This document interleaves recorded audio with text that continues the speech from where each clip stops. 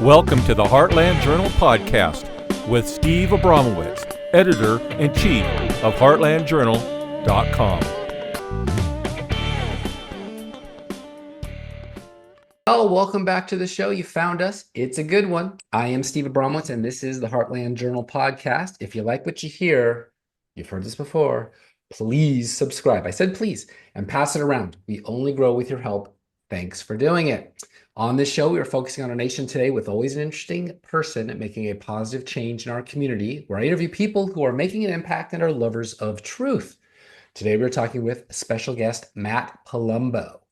Matthew D. Palumbo was the Dan Bongino Show's resident fact checker and author of The Conscience of a Young Conservative in Defense of Classical Liberalism, A Paradoxical Alliance, Spygate, and Debunk This, and Dumb and Dumber, How Cuomo and Blasio Ruined New York 2020. Matt was the content manager of the Bongino Report and the author of The Man Behind the Curtain, Inside the Secret Network of George Soros, boo, and the sequel of sorts, and soon out with The Heir, Inside the Not-So-Secret Network of Alex Soros, boo, in paperback December 9th, 2025. His former boss, for those that don't know, is now the deputy director of the FBI under Director Kash Patel and AG Pam Bondi. Hi, Matt. How are you today? Very good. And he's like half my former boss because I'm still running Bongino Report. It's just kind of me running the show. So I guess I'm my boss now temporarily. But yeah, I've known Dan since I was 19 years old. He was the one who really helped me make a lot of the connections that prevented me from, working a life of editing Excel spreadsheets somewhere. So I very much appreciate the guy and all he's done for me. But yeah, since the first book you mentioned was Spygate, or one of the first books you mentioned on that list was Spygate. That was the first book I did that was not self-published, which is where I start my official count right with that one. That was with Dan and DC McAllister. That one did very well. And then the publisher, I guess, liked me from that. So they've been bringing me back every year to do a book since then. And the latest is The Heir. I realized after it went to print, after I went to Amazon, I kind of screwed up with the name because apparently there was already a best-selling series called The Heir. So if you search it, that's the first result. So I kind of shot myself in the foot there. But if anyone does search for it, put my name in the search bar as well. Yes, your name. Palumbo, like Bongino, both end in vowels. Yeah. Two Italian guys. How did you two hook up to collaborate originally at 19? I got home from my really serious job helping run a Dunkin' Donuts after I guess that was my freshman year of college, and Man of the people. I love that. A man of the people. I had like an hour or two to kill before bed, so Robert Reich, the Clinton labor secretary, had a new documentary out called Inequality from All or for All, and it was just like a pro left-wing economics, pro left-wing economics drivel, and I was watching it and making notes like I'm 19 and I know why this is all not true and I know where to find the data to disprove this. So I think it might have even been by the end of the movie, like I was writing as I was watching it, and I just put it together into an article. I sent it to a publication called Rare. I think it's Rare Magazine, and it was a pretty big right-wing site at the time, and I knew someone who wrote there, so I sent it to him. He published it, and then a few days later, Dan tags me on Twitter and is like, yeah, this Matt Palumbo guy's got a really good article. And I think at the time, Dan was subbing in for Levin and Hannity. So I thought I knew the name. And then he had the blue check mark on Twitter. So I'm like, all right, this guy's definitely important, So of course, I messaged him, started sending him everything I wrote. And then he started having me on his shows and everything whenever he could. And I think I met him in person a year or two after that. And we just stayed in touch. And then, so that was 2020 or 2013 or 14, I believe. And then it wasn't until, so I ended up finishing college. I work, I studied finance. I worked in the industry for, I think, a total of 8 weeks before I realized I had made a horrible mistake there. And then, so I was just doing little odd jobs here and there, but writing in the background where, I was making more money just doing little writing jobs here and there, but it was, I needed something to do in the background just to, not go crazy all day. So I would just do little jobs here and there. And One of them was I got a job at a bank just for the health benefits, and I figured, traffic. It was like a PNC, but it was mainly for business clients, so it got no traffic. So I figured, like, why don't I just work there and then do my writing from there?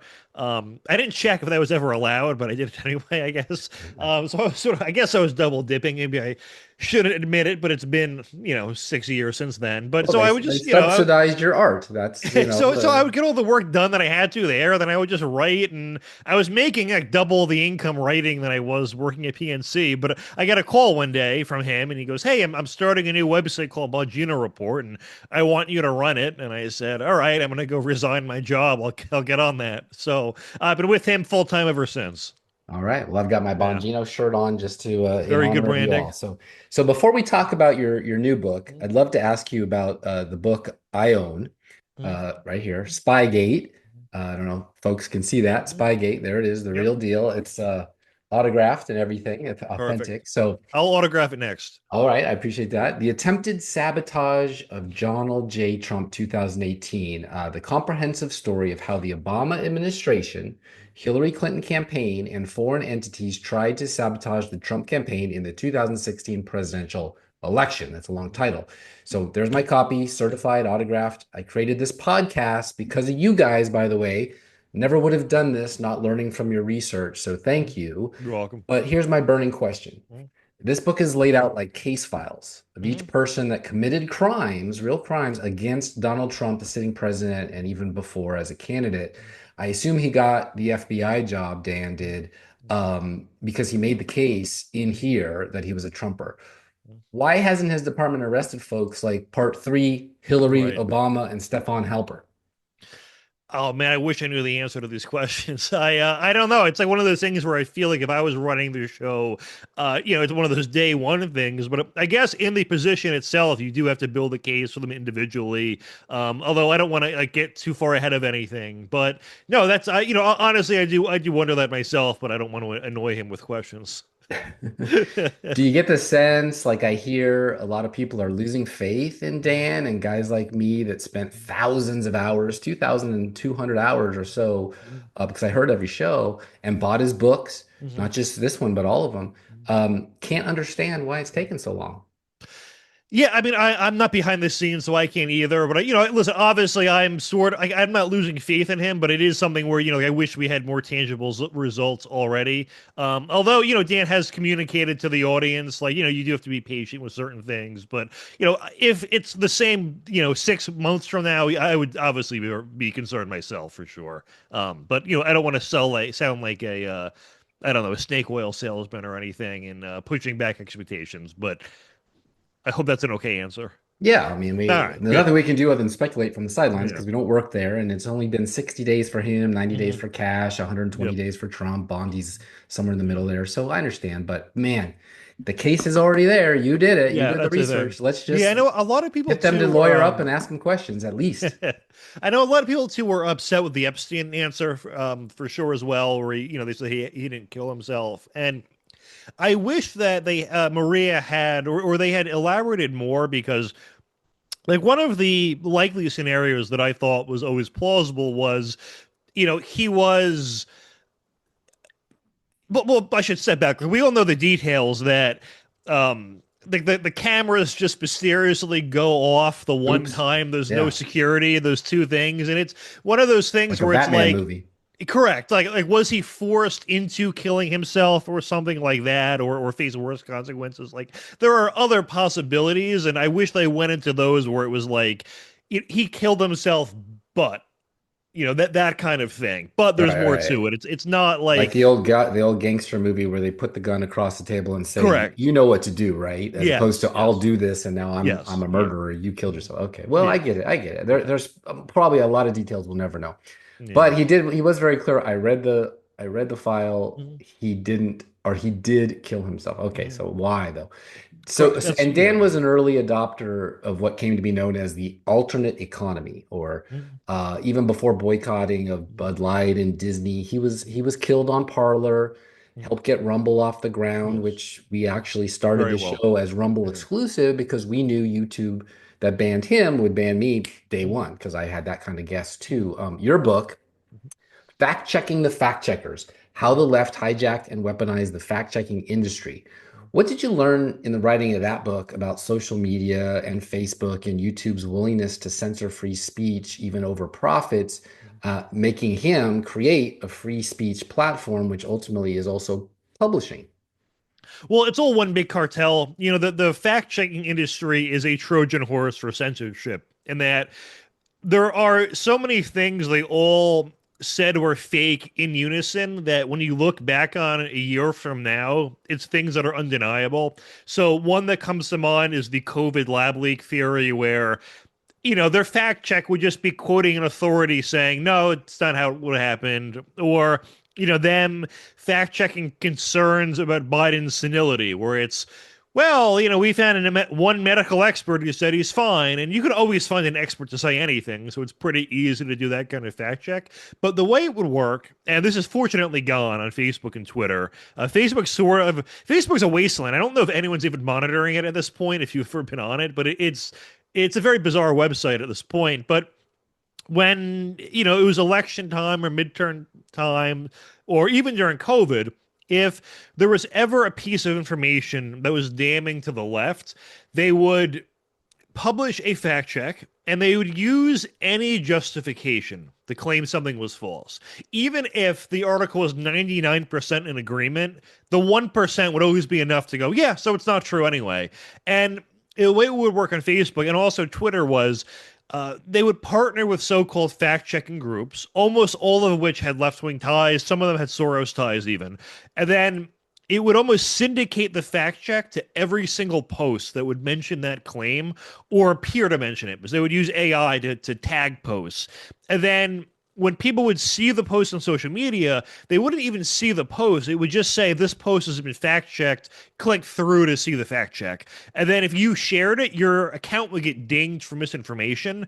And once you got a certain number of those fact checks, no one would even see your page. So you could have 1 million followers and they might throttle it to 0.01% reach. So what is that? 1 in 10,000 people would actually see your post.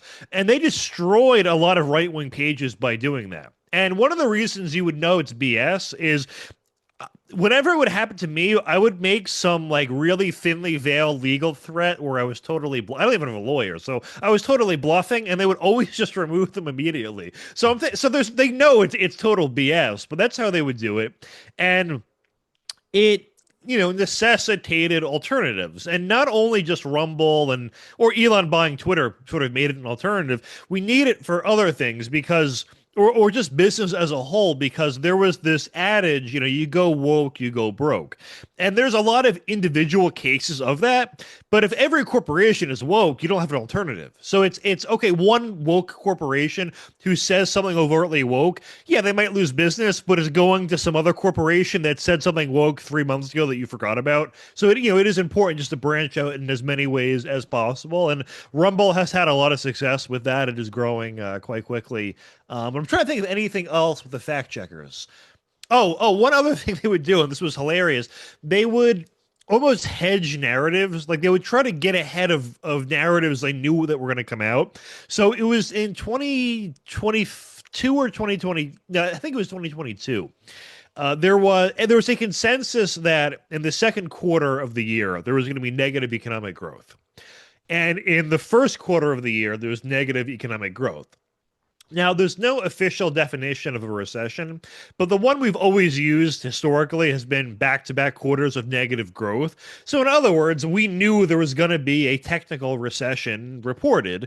So there was just all these fact checks that were getting pumped out of, well, actually, it's not a recession because we have no official definition, so who even knows what a recession is? And the reason they did that was so that the second, CNBC or any right-wing site would say economy falls into recession, because by definition that everyone uses, that's what happened. Well, all of a sudden that gets instant fact check, so no one could see the headline about the recession. And I went into the history of that, and there are central banks of like Australia, UK that use the 2 quarters definition. I went through The funniest was so Trump himself during Obama's last term or last year in office said the economy was in recession. And I think there was just 1/4 of negative economic growth. But Trump incorrectly said there was a recession. And all the fact checkers back then said Trump was wrong. And you want to know why they said he was wrong? Because there wasn't 2/4 of negative economic growth. And I'm not kidding. I had 2 or 3 examples in the book where it was the same author who said Trump was wrong, but under Biden, it wasn't a recession. So they just make it up as they go along, basically. And the whole book, I think it's 330 pages, is that. There's a whole chapter called Fact Checkers versus Themselves, where they just change the meanings of words whenever it's convenient for them. And I wish that book sold better. I think it was my best book, actually. Yeah, folks, fact checking the fact checkers. Make sure to check that out, Matt Palumbo. Okay, so in Spygate, Yes.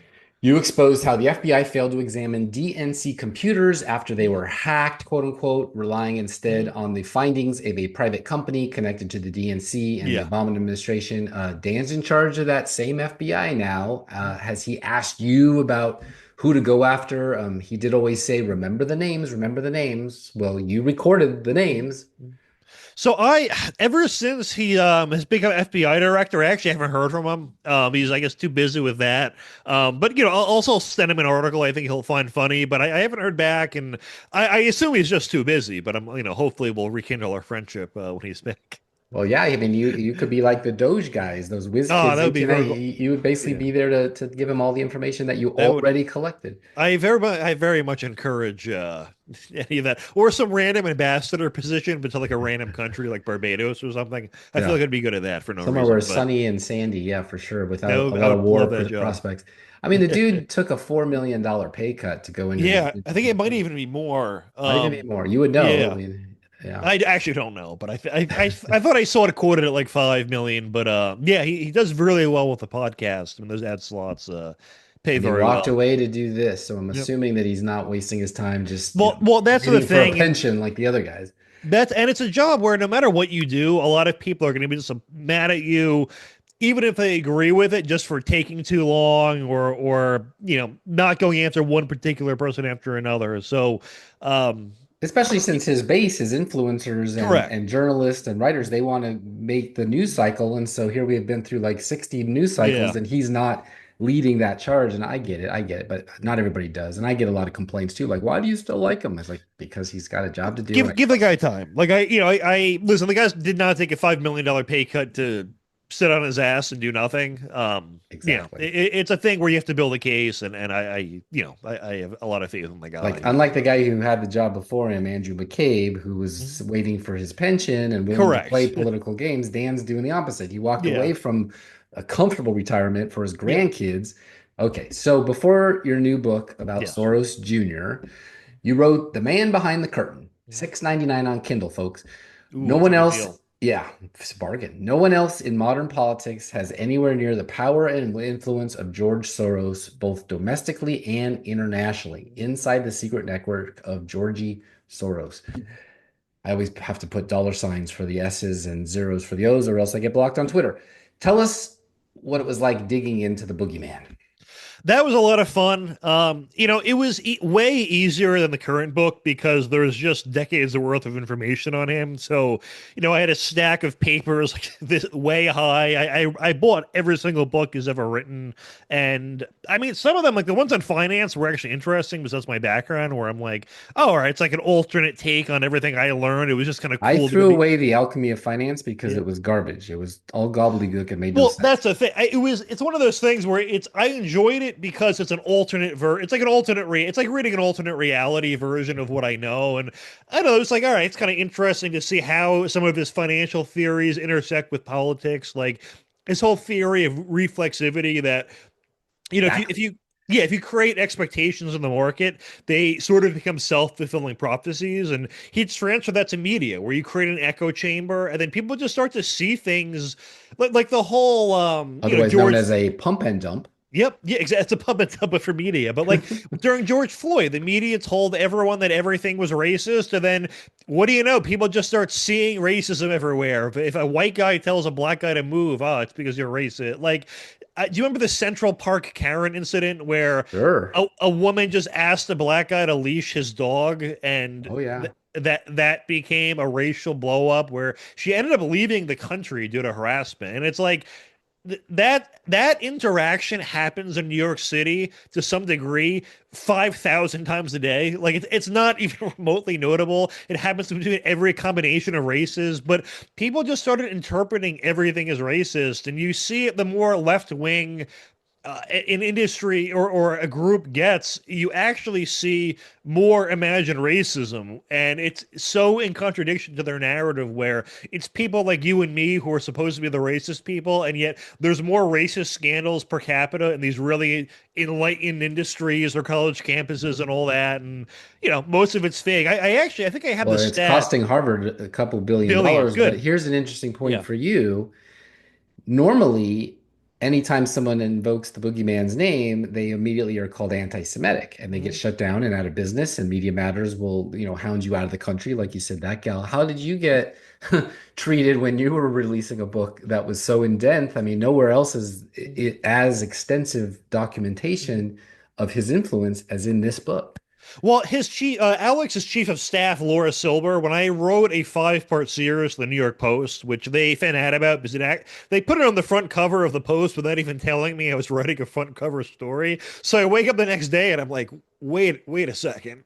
Like, so that was like a life-changing moment for me. But she wrote this really lengthy Twitter thread condemning me, and you can tell whenever they put out a press release, the target market is their donors because they never directly address what is being said. It's always this vague thing where I'm like, I know she's responding to me, but if you removed her name, I almost wouldn't even know she's talking about me.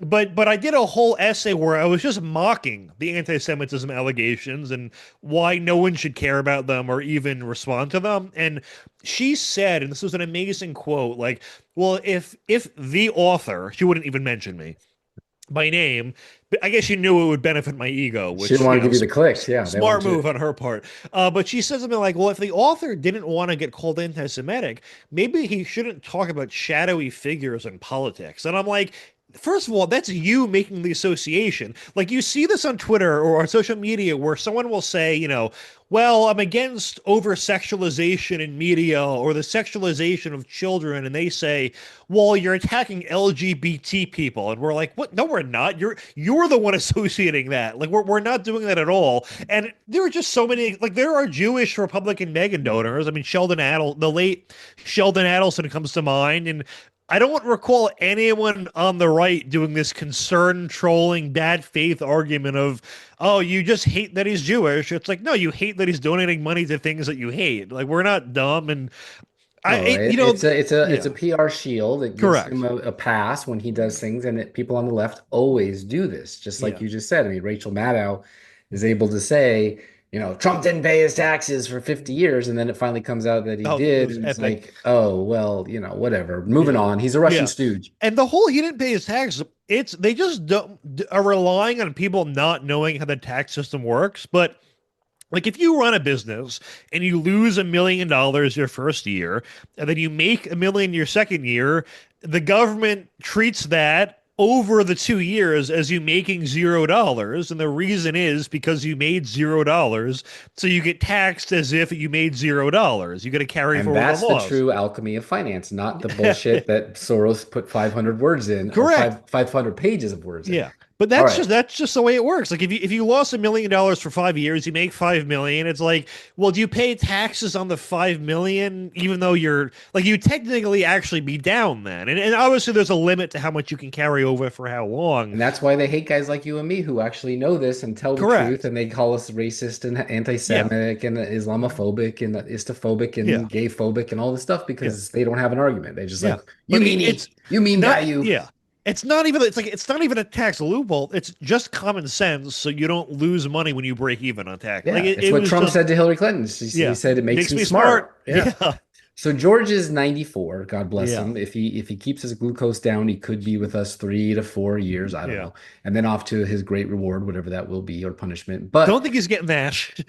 yeah, there's a punishment. I said that. But he did spawn, and so there is his son, Alex, that gets the $25 billion Yep. inheritance, maybe his share. Something he's got to share some with his brothers and sisters, Alex Soros, Gregory Soros, Andrea Soros, Jonathan Soros, Robert Soros. Alex is set to marry Hillary Clinton's friend, Huma Abedin, who's in your books, whose mom is a Pakistani, who is the vice dean of president of Sahari al-Karachi, and a sociology lecturer at Dar al-Hakma College in Jeddah. Do you think her mom, Sela, knows Alex is Jewish, bringing into her family? Well, they don't let us forget it. So with Alex's fortune, the 25 billion has been donated to the Open Society Foundation. So he has full reign over that himself. And I mean, there are other Soros family members on the board, but it's basically him in control. I think George has 7 billion to his name, so that would be divided up on the personal level, Okay. assuming it's not going to some useless charity. Well, he would have to pay taxes on all of it if it didn't do Cor- that. So there's yeah, another alchemy of exactly. finance, a little Yeah. charitable donation. Yeah, but I mean, I guess given that her ex is Anthony Weiner, good for her. It's an upgrade. Her He kids is too. She got he is kids. such a dork, though. Have you seen him speak? Oh yeah. It's yeah. I get. Listen, I'm not the best public speaker, but he is at another level of incomprehensible. He's not the It's not as it's not bad as that Shakespeare. book as bad as that book is, Alchemy of Finance. Alex does not fall far from that tree because I think he's on the tree. I think he's still attached. still hasn't ripened yet. Yeah. The Heir, inside the not so secret network of Alex Soros. So without a spoiler alert, since it's not out yet, Yeah. what can we expect from Alex? Like father, like son? Yeah, it's basically everything George had done is kind of on autopilot. All those connections going to keep going. He has even like complained about groups that he funds, like Sunrise, which they're known for harassing politicians about climate and blocking off highways, but they also do all this pro-Palestinian activism. And in this recent New York Magazine interview, he was complaining about them, like why the hell are they doing this when they're a climate group, but he's also continued funding them. So it's as if, like, for the PR, he wants to distance himself from groups that he has the ability to cut off, but won't. I went through too.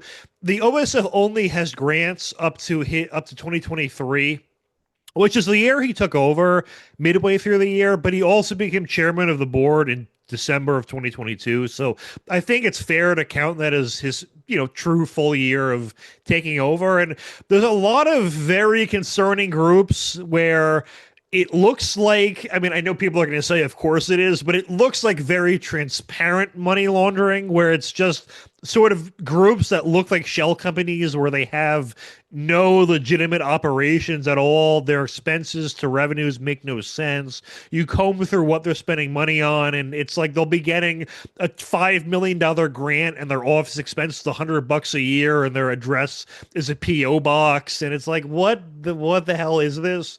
And normally when you're laundering money, the group you're laundering it to is at least operational to sort of conceal it, but I don't know, it's just very low energy money laundering or what. But there's a number of groups I have in there where it's tens of millions of dollars worth of funding just to these groups where it's very unclear what the hell they even do. There's nothing about them. Their websites have gotten 300 clicks on them throughout their history. It just a lot of really shady things. Do we assume that the managers and operators of those groups are the real brains behind the thing, or that George was, sitting there with 50 TVs and doing the mastermind thing, or is Alex able to step into that because, a lot of dad's partners in crime are old too. Yeah. Nancy, Chuck, Klaus, King Charles, the last pope that died.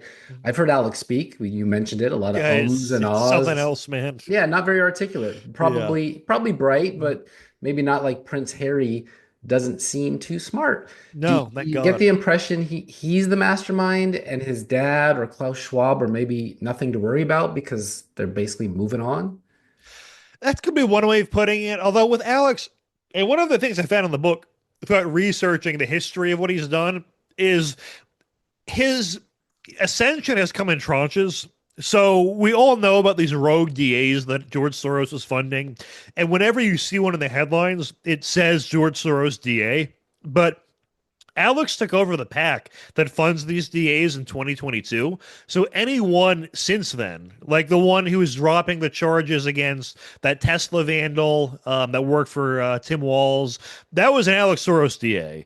A lot of the ones funding the lawfare against Trump were Alex Soros DAs, and they're much more radical than the George ones. He's funded his own DAs to run against DAs his father got elected because he didn't think they were performing well enough. So Oh, yeah, interesting. it was Kim Og and Sean Tier in Harris County. I was going to So say it's hard to get worse than Chelsea Bodine from San Francisco or correct. Gascon, but now there are Yeah, worse. Okay, these are the ones that yeah, threw firebombs into the cars and spent a night in jail and moved on, right? That yep, kind of. yeah. It's pretty much how it works. But in 2015, I seem to have traced back to when he took over European operations and everything. And I combed through the entire guy's social media, and there was one where I have a whole chapter about this, how the father used USAID to launch a color revolution in Macedonia. And George actually was behind the campaign that got Macedonia renamed as North Macedonia. So the guy has the power to rename countries.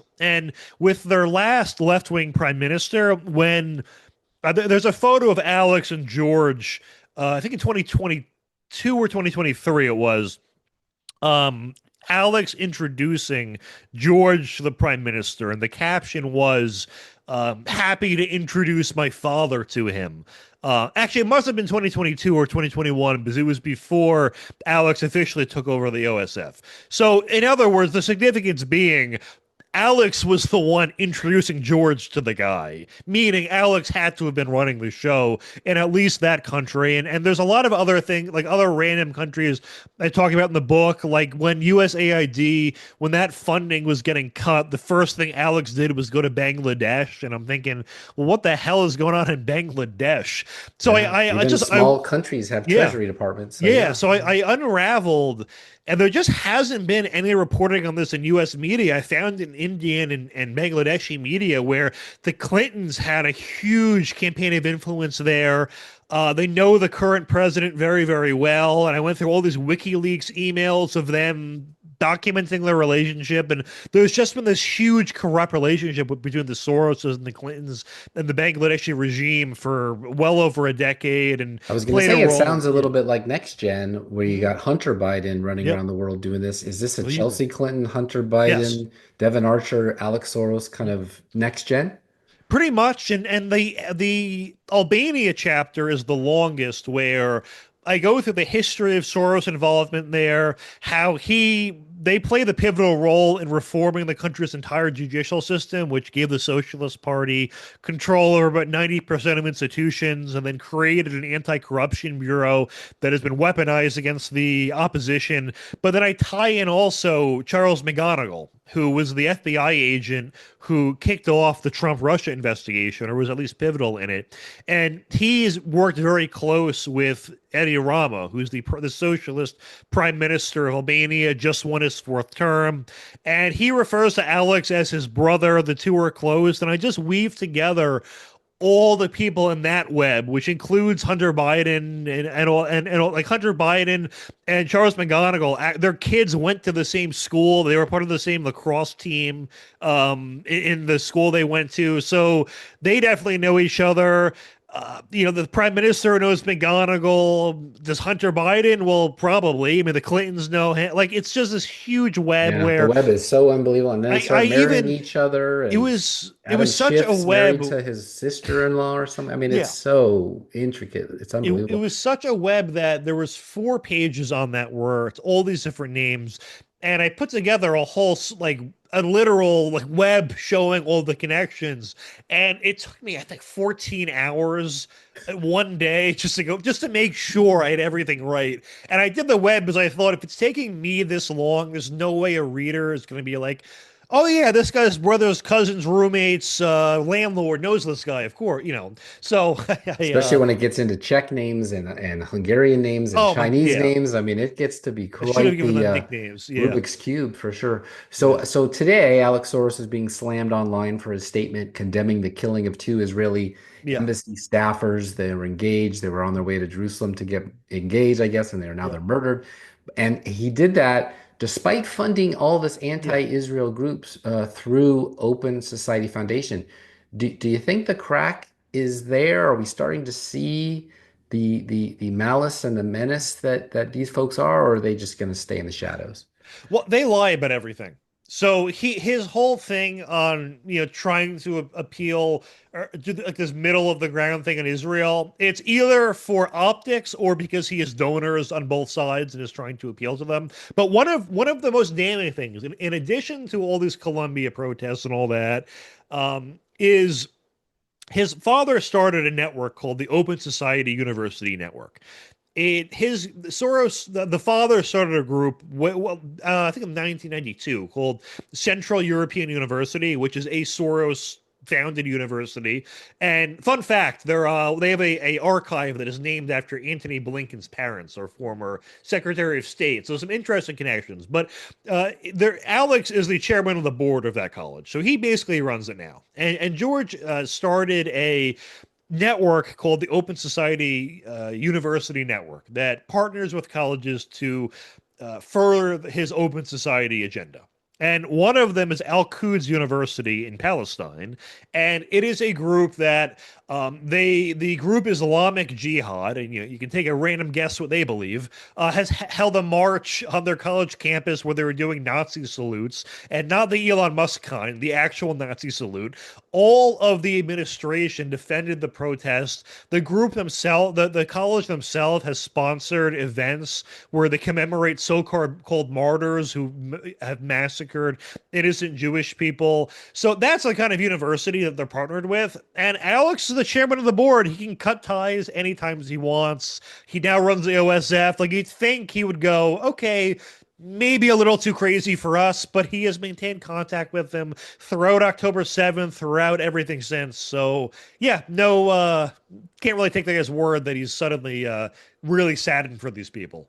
Geez, I can barely book and upload shows a day, Yeah. much less running that and all the rest of the world dominating things they're trying to do. So it was exposed the Soros wasn't using his fortune, George, this is, or I guess Alex now, for a lot of his color revolution backing, meddling, or even the Yep. DAs and politicians that he backed. You mentioned he had direct access to USAID taxpayer money, you and my money. Yep. Trump and Elon seem to have cut that off for now. Do you think that will slow Alex down if he has to use his own piece of his own inheritance to keep it going? Or are they just going to wait him out? The Republicans haven't even codified Doge, so Yeah. they could be back in business tomorrow, I suppose. But what do you think the money spigot to American taxpayers being the juice that runs this machine being stopped finally? Do you think there's hope of that? Well, unfortunately, it's going to continue, and that I think that the groups that are like directly Soros founded or funded, like USAID money, it comes out to like just under $300 million. But the OSF's budget is 25 billion, and obviously a lot of that's invested. So, if you get 5% a year in dividends on that, unfortunately, it's going to go up. But the lion's share, like I think it was 250 billion plus, went to a group called East West Management Institute, and they've had an enormous influence in Albanian politics, which is Alex's favorite country, and it has to be that he's benefiting from corruption there because it is a country that is, and I mean this to no offense to my Albanian friends, but insignificant on the global stage. They have a $20 billion economy or even less, so it's just not that big of a country. So he has to be benefiting from corruption there. Their current prime minister, narco trafficking has exploded under his watch, and it seems a little too coincidental, but one of the brilliant things in a bad way that George did under the Obama administration, and he had worked with USAID since the early 1990s. He was, I think, their biggest client in terms of even projects where he wasn't receiving money, just working with them in general to help allocate money to things he wanted. And that was the sort of harder to trace element is him influencing USAID to give money to groups that he may not have founded or funded himself, but supports. And one of the ways he amplified this was he got USAID to change their rules in what you have to do to get money.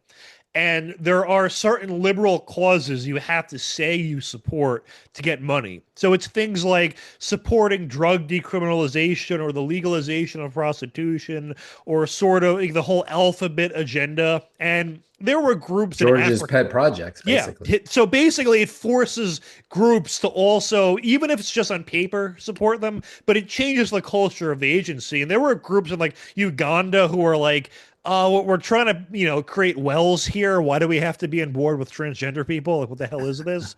But that was one of the things, and he's a total hypocrite because under the Bush administration, Bush made it where, and this was for groups in Africa mainly, if you're going to take our money, you have to do things to stop the spread of AIDS, like support, condoms or be against prostitution. And these were more for groups where that's relevant.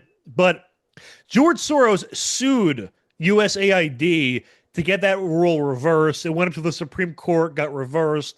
He then sued again over something tangential, and it was a more conservative Supreme Court, so it ended up overruling the first decision. But he lost in that overall. But his argument was free speech grounds, that you can't tie funds to a political position. And then Obama takes office, and all of a sudden, yeah, actually turns out we can do exactly that. So he believed nothing in that He regard. owned everything. He would Yep. go to the mat for anything, unlimited resources in the judiciary. All right, let Yep. me ask you this. I'm running out of Yes. time here, but a New York Magazine profile on Alex Soros doesn't paint the air in a positive light. The real story is that every single person who knows the family knows that Alex was exactly the wrong person to lead the foundation. The New York Magazine profile on Alex Soros published Tuesday reads, quoting an anonymous source with deep OSF ties. In private, he is a brooding and cerebral and has a propensity for candor and bursts of hot-temperedness. The New York Magazine piece, authored by Simon Van Zylenwood, says of Alex Soros, who is chair of the board of directors of OSF, his halting, Peter Thiel-like baritone is full of ahs and ums, and his sentences can sound like record skipping, as if he were unable to So easily true. put into language what is clear in his mind. This slightly tortured persona has invited comparisons with his elder half-brother Jonathan, who sprang from Harvard Law School and a federal clerkship to work alongside his father in finance and philosophy. Van Z. Wood writes that people, including OSF's first president, Aria Neer, thought that Jonathan Soros, a co-founder and partner of the investment firm One Madison Group, would be his father's successor. What do you know about the bros and sis? So the article is totally right in that he is the worst possible person to do it. And Jonathan, I believe, detached himself from OSF once it became clear that Alex was going to be, as a book calls it, the heir. But I guess, must have had a closer relationship with his father. And I talk about in the book that from a very young age, he started tagging along with his father to go meet, Hillary Clinton and random leaders. And I guess built his Rolodex from middle school or high school. One of the funnier parts is, I know this was obviously back in 2004 when the show The Apprentice came out, but George, in reference to Donald Trump's reality show, called Alex his apprentice. And it's just funny that none of them ever would have thought, fast forward, I guess 12 years, he's going to be the biggest enemy, which I thought was very, very amusing. Yeah. Another thing about this interview that kind of pissed me off, actually the only thing that pissed I was me going off, to I say should say, Amorosa became an enemy too. So that she's that show was horrible. that show was Yeah. basically a fertile feeding Yeah, ground for people that turned on Trump, I know. except She was for so. Brett Michaels from Poison. He seems to still like him. I like Poison. I saw them live a few years Me ago. too. Yeah, they did a joint tour. It was Def Leppard, Poison, and Motley Crue, and it was like $30. And I'm like, I'm so in for this. Anyway, back to the topic. I It was so the only thing that pissed me off was I had been talking to his chief of staff, the one who called me an anti-Semite 2 years ago, about doing an interview with Alex, and she said he's not doing interviews. Not that he's not available, not he hates you, which he knows. So he's known who I am since 2022, and he actually does hate me. I have a few stories I can elaborate on after this, but he they said he doesn't do interviews. He was doing that New York Magazine interview as they were telling me he doesn't do interviews. And I'm like, it would have actually been less damning if you just did the one with me instead. He doesn't do But yeah, accurate. He doesn't he do does not accurate like me interviews. Yeah, I get it. at all. I Yeah. also saw where Dad has transferred 7 properties of at least 11 houses and properties in Conwa, in a flat affluent suburb of New York City in Westchester Oh, County. I probably said it wrong. Over to Judy Bloom, his really? 30 The years author? at Soros Fund Management. The Was that? author, Judy Bloom? Or it's a No, different Judy it's a Bloom? different All right. Judy Bloom. I Yeah. figured it had to have been. I mean, I probably have the same mentality, but I actually missed that story. You're out Sorosing me. okay, well, your I mean, book had, you had a deadline and things change. But do you think maybe if I'm accurate, and I think I am, Oh, that yeah. George is maybe having some second thoughts about Alex and he doesn't want him to have everything at his fingertips? Well, he wants everything at his fingertips when it comes to the OSF, but when it comes to the remainder of his personal fortune, the 7 billion, I don't think that's as important at all to him. And I'm sure Alex will find some ways to siphon off money anyway, given their Yeah. operations. It's like the But Gates Foundation. The big money is in the mhm. foundation and the little money is just to get by with, beer money and whatever.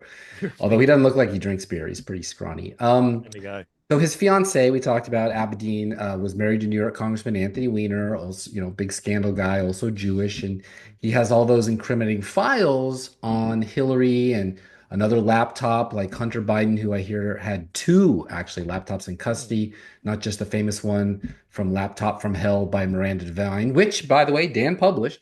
Yeah, So it was there's good. Dan again around the evidence against Hillary. Do you think he'll actually pursue her and get a grand jury with all that damning evidence right out of his books?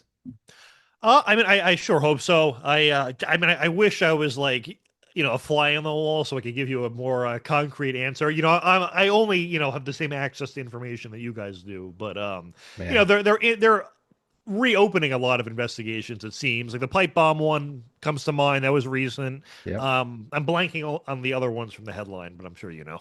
Yeah, it has to do with persecution of some folks who, for Yes. religious purposes, and then they got Mhm. Harmeet Dillon in there now, and so Oh, they're she's very. I like her. yeah, and Yeah. those things do take time. And of course, Harvard is getting slapped in the wrist, and Seattle maybe will get a dissent The decree. Harvard thing is incredible, where it's their choice is stop discriminating against white men and Asians or lose billions of dollars, and they're opting for the losing billions of dollars. Like Well, it's just it's like CVS in Arkansas. They said you can't have those middlemen making prices anymore, and they said, okay, we'll leave the whole state. So yeah, it's like, oh, is that exactly. important to you? Yeah.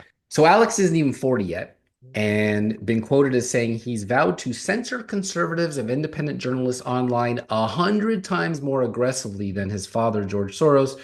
George did a pretty good job and now Yep. owns Mexican radio Mhm. podcast platform Odyssey, which owns over 200 radio stations across 40 markets. That is a lot of airwaves. If Mhm. if Alex gets 100 times more aggressive, are Yeah. we done with free speech in America?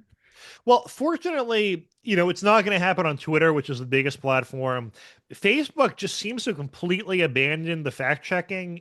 Actually, they have abandoned it. And there's really no moderation on Facebook at all. You can pretty much just say anything nowadays. So, I find it unlikely that Zuckerberg's going to start working with Soros, given that he's trying at least to pretend to have a good relationship with Trump. But yeah, he ahead of a lot, he has funded various so-called watchdog groups, but they haven't really taken off like Media Matters have. They've been pretty irrelevant. And the thing I should note about those radio stations you mentioned, Odyssey, which the FCC fact tracked that, bypassed certain regulations that they're supposed to go through. Even the current FCC chair said there's no, that should not have happened. George Soros did that through his hedge fund, and he did it after Alex took over the OSF. So George is still exerting influence, even though Alex is the face of the OSF. But he also bought Crooked Media recently, which owns that popular, by left wing standards, Pod Save America podcast, and he's tried to play it off as just investment, but I don't see him buying stock in Newsmax or Fox or anything. So I think there's probably a political motive there. Hmm. There's a guy named Ruben Gallegos. He's out of Arizona. He was just on Megyn Kelly's show as an authority guest. Soros funded him and all the mess he made against Carrie Lake. Why do you think Megyn, the new top podcaster with Dan off the board, invited him, and has she invited you? I actually haven't seen the interview. I'll give it a watch. And yes, Alex has posted photos with him many times as well. So clearly someone he endorses. But I would love to get on Megan's show. I think it would be, I'm obviously biased, but I think one of the greatest interviews on her show. Yeah. Well, you got me, so that's better than that. Excellent. I went to the Center for Baptist Leadership website and got this fact. This isn't a conspiracy theory, it's a strategy. The connection between George Soros, the National Immigration Forum, the Evangelical Immigration Table, and the ERLC are not speculative. They are documented, deliberate, and ongoing.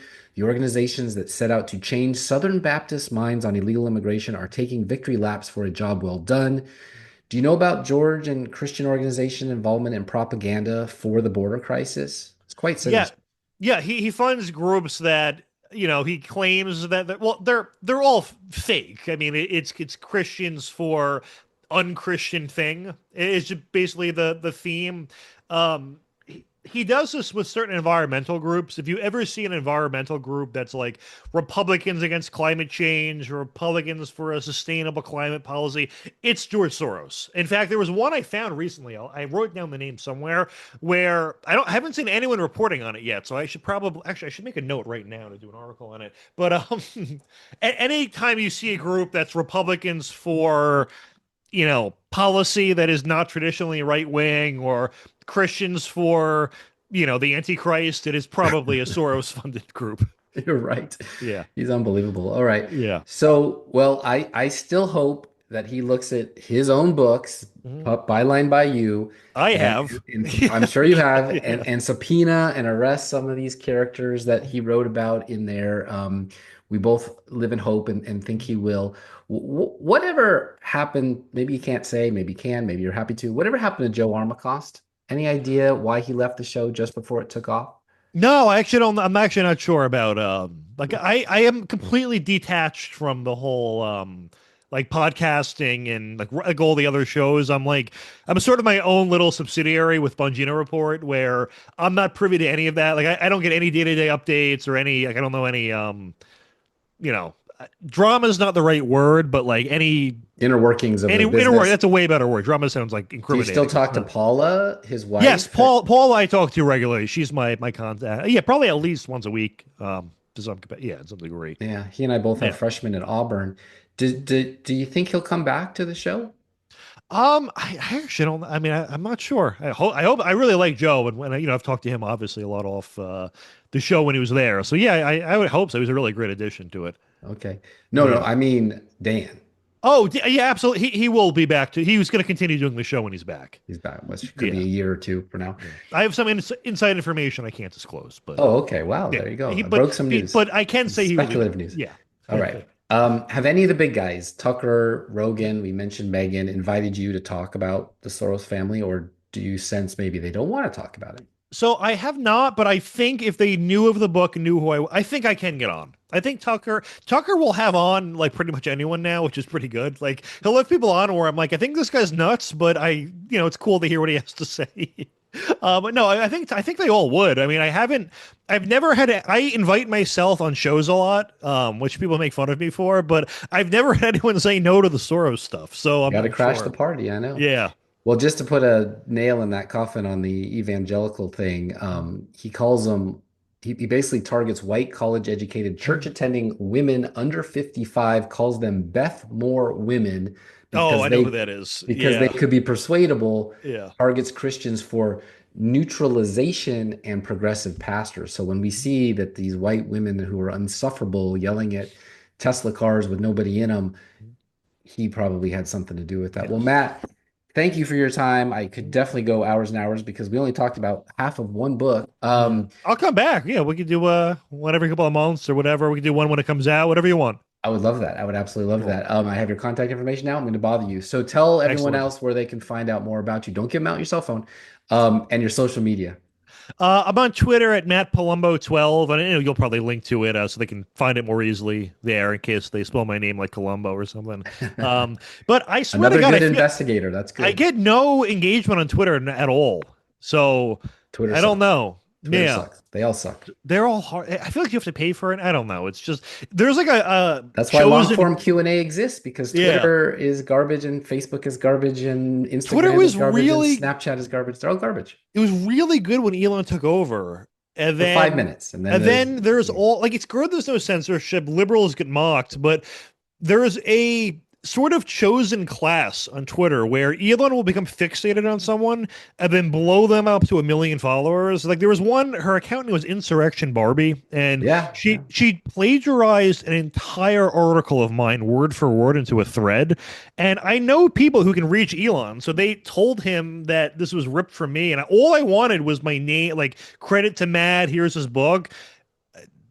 He for a fact had been told about it and no one cared at all, and I was kind of like, all right, like I think I saw something. She's Ukrainian or not well, as she. I mean, it's so much, yeah, so much stuff on there is bots, 40% yeah. they say. So it's a joke. So that annoyed me, but it's still better off. It's just no one can see anything I write, so it's a little annoying. But Well, somebody was pointing out recently, like New York Times has 55 million and Washington Post has 15 million, like all yeah, these millions and yeah. millions, and they'll luckily get 50 impressions or Well, comments. Like they're fake too.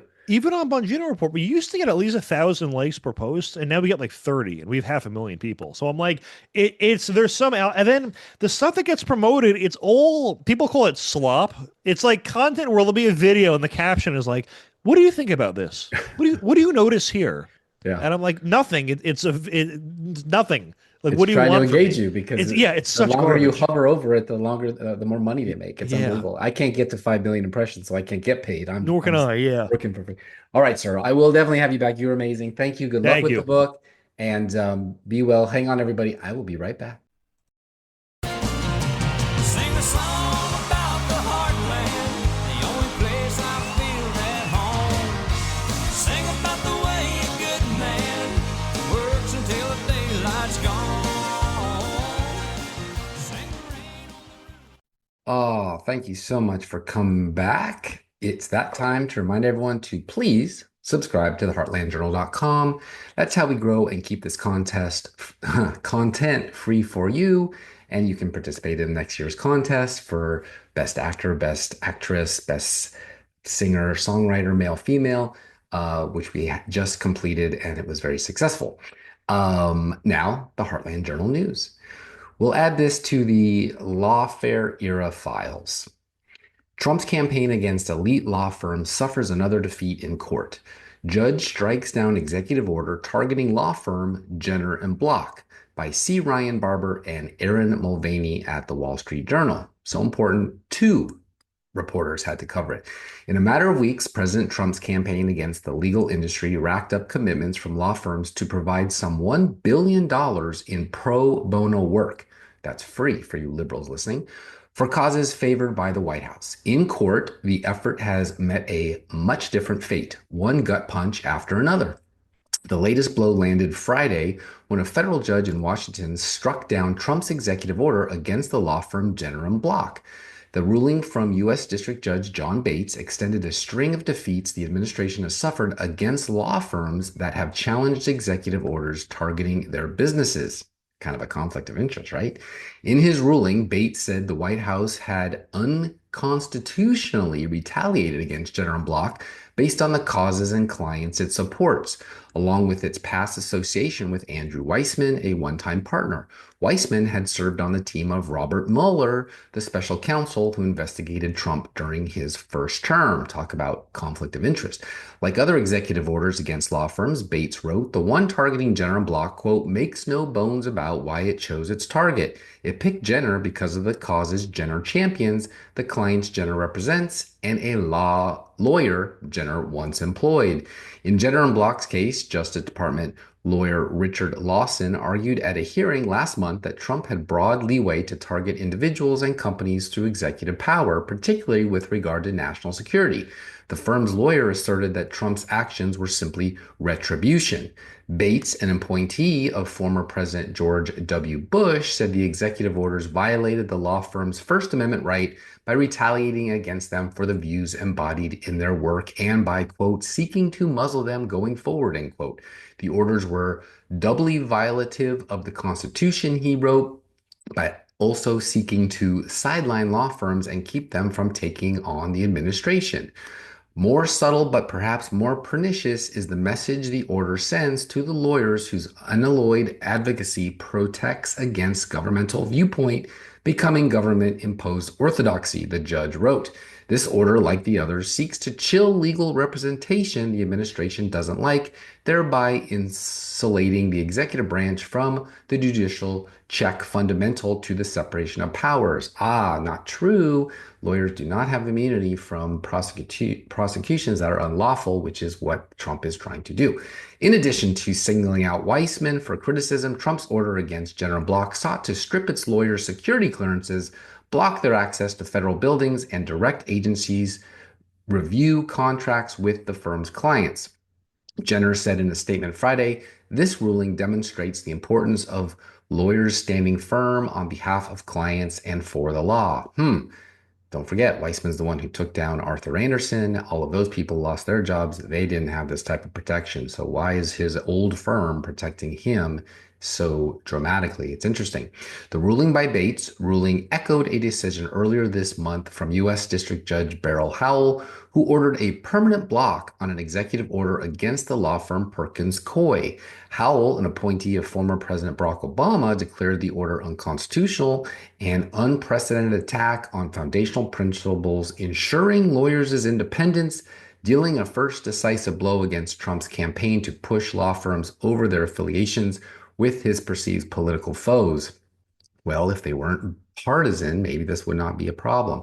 Before that ruling, Howell and 3 other federal judges had issued temporary restraining orders in the firm's favor. In addition to Perkins Coie and Jenner and Block, the law firms Wilmer, Hale, and Sussman Godfrey have mounted legal challenges against executive orders and received temporary relief. Okay, next story. AstroTurfing MAGA. Wondering aloud about how exactly a coterie of lifelong Democrats, Koch network operatives, Iran lobbyists, and Qatar PR representatives came to speak for MAGA by Park McDonald. In their 2000 book, The Shadow Party, David Horowitz and Richard Poe penned the following insight on the structure of AstroTurf revolutions. In a 1957 track, Czech Communist Party theoretician Jan Kozak explained how a small number of communists managed to gain power in Czechoslovakia through parliamentary maneuvers. The trick was to exert pressure by radical change from 2 directions simultaneously, from the upper levels of government and from provocateurs in the streets. Kozak called this tactic pressure from above and below. One way to exert pressure from below, as Kozak explained, was to fill the streets with rioters, strikers, and protesters, thus creating the illusion of a widespread clamor for change from the grassroots. Radicals in the government would then exert pressure from above, enacting new laws on the pretext of appeasing the protesters in the streets, even though the protesters, or at least their leaders, were themselves part of the plot. Mob rule, we call that. The majority of the people would have no idea what was going on, squeezed from above and below. Most would sink into apathy and despair, believing they were hopelessly outnumbered by the radicals, even though they were not. Thus, could a radical minority impose its will on a moderate majority, even under a democratic parliamentary system? The purpose of that book was to expose the close relationship between Democratic financier George Soros and his army of lavishly funded radicals and the camp of Hillary Clinton, whom the authors expected to win the presidency in 2008.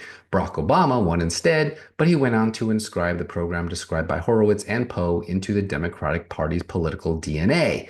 Countless times over the past decade, from the initial Black Lives Matter protests of 2015 to the racial reckoning of 2020 to the Gaza protest of last spring and summer, we've seen a version of this pincer tactic in which activists posing as representatives of an illusionary mass movement demand change from below that would then be granted from above by ideologically sympathetic politicians and other authority figures. Often, if you scratch the surface, it turned out that the activists and politicians were funded by the same people.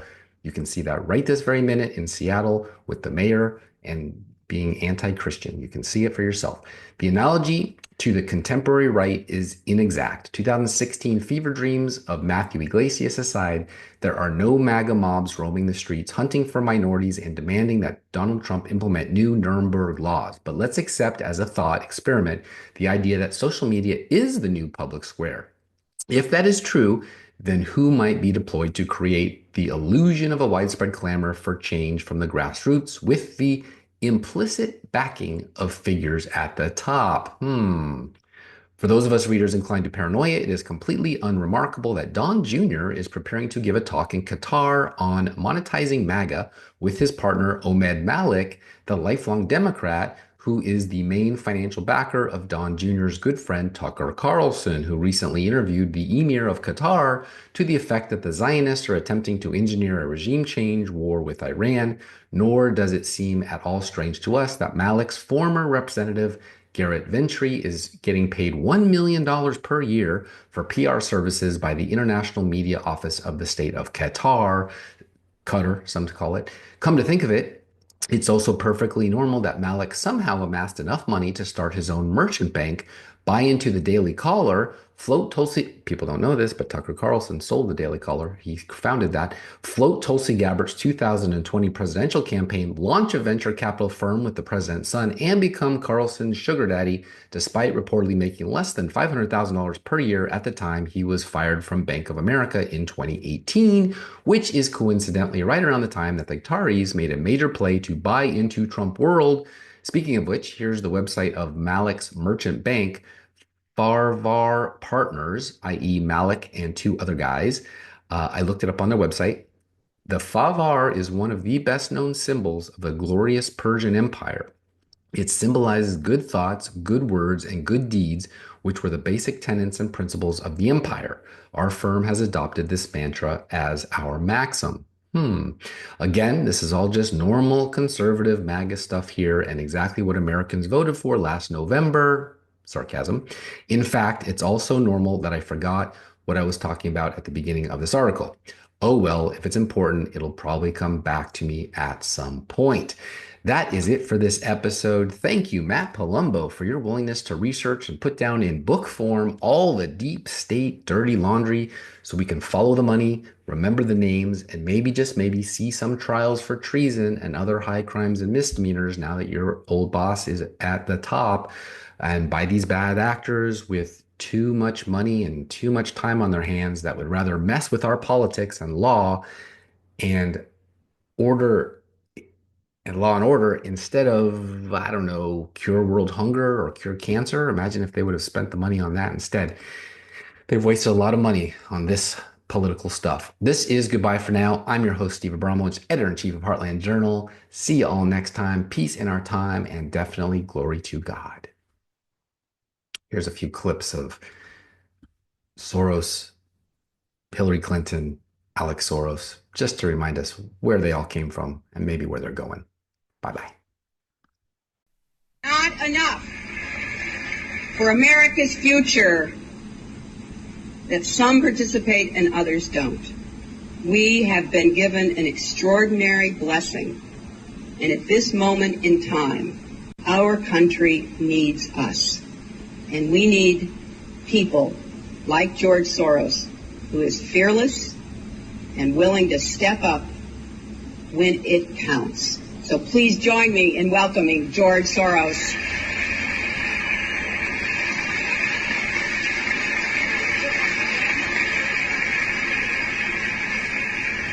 It is the first time that I feel that I need to stand up and do something really and become really engaged in the electoral process. Escape the Holocaust by posing as a Christian. Right. And you watched lots of people get shipped off to the death camps. Right. I was 14 years old. And I would say that that's when my character was made. In what way?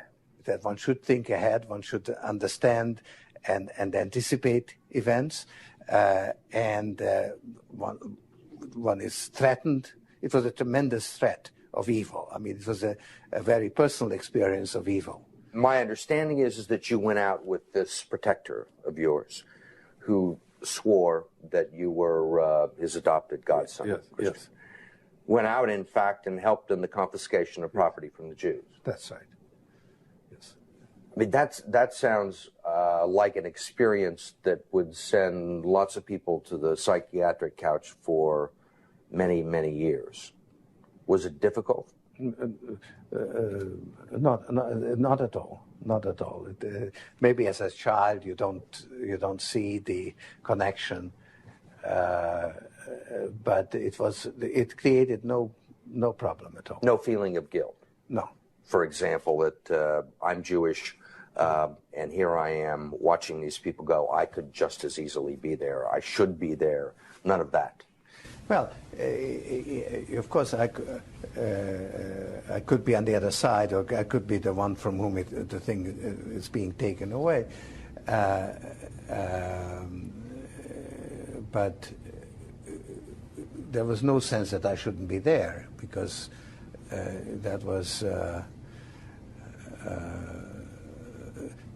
well, actually, funny way, it's just like in markets, that if I weren't there, of course I wasn't doing it, but somebody else would be taking it away anyhow. And it was whether I was there or not, I was only a spectator, the property was being taken away. So I had no role in taking away that property. So I had no sense of guilt. Alex Soros.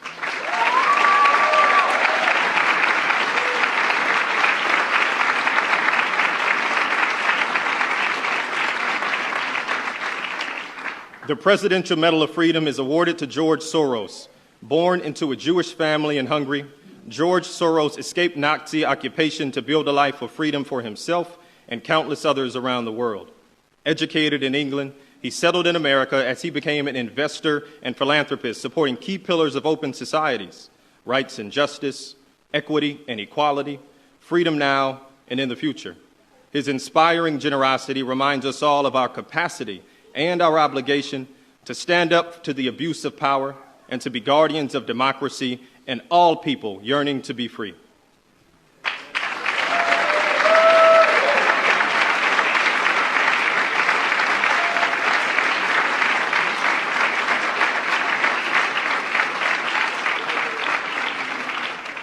To County Office, your ultimate guide to local government services and public records. Let's get started.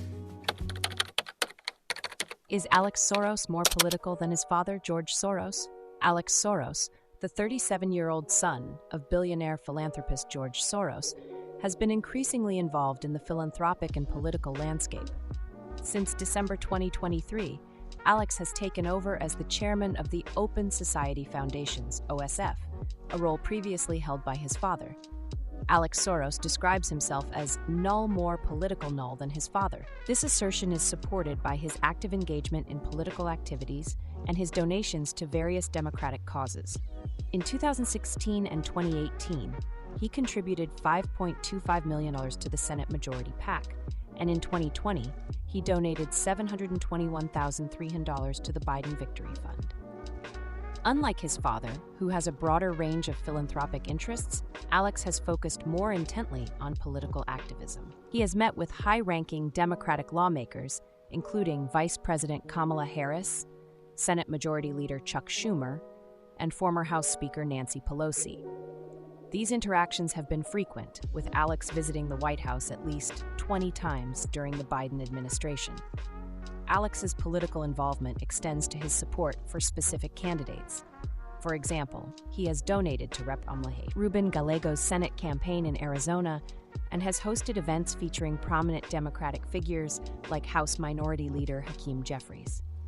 In an interview with the Wall Street Journal, Alex expressed his intention to broaden his father's liberal aims by focusing on issues such as voting rights, abortion rights, and gender equity. He also mentioned that he would continue to use the family's wealth to support left-leaning U.S. politicians. The Open Society Foundations, now under Alex's leadership, continue to fund a wide range of progressive causes globally, including efforts to reduce racial bias in the justice system, expand abortion and voting rights, and support environmental and human rights activism. Yeah, I've been dreaming of the wild, wild plains, walking where the pine trees dance, where the river runs deep and the birds all sing. Any views or opinions represented on the podcast are personal and belong solely to the creator and do not represent those of people, institutions, or organizations that the creator may or may not be associated with in a professional or personal capacity unless explicitly stated.